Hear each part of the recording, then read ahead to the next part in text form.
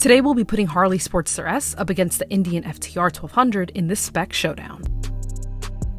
Hey, I'm Lavatron, and on this channel you can find quick motorcycle how-tos, product reviews, and the latest motorcycle news. Be sure to subscribe so you don't miss a thing. Alright, let's first quickly go over some of the similarities between these two machines. So first off, these two are powered by all-American-made, liquid-cooled 60-degree Vtwin engines, and also both of these bikes come with ride modes, cornering ABS, traction control, and many other modern-day electronics, and both start their pricing at $14,999. The first comparison is between the engines. Powering the Sportster S is Harley's 1252cc liquid-cooled Revolution Max engine, which claims about 121 horsepower and 94 foot-pounds of torque at peak. It's the only one of the two with variable valve timing, which optimizes power delivery across the rev range. Indian's FTR is powered by the brand's 1203cc liquid-cooled Vtwin that claims about 120 horsepower and 87 foot-pounds of torque at peak. While these numbers do seem pretty similar, when put to the test, the Sportster S makes 5 to 10 more horsepower than the FTR, between 4,000 and 7,000 RPM. The Harley also doesn't trail off as quickly after peak as the FTR, and it revs out further. When it comes to torque, the Sportster clearly wins, generating the highest peak from 4,000 to 7,000 RPM.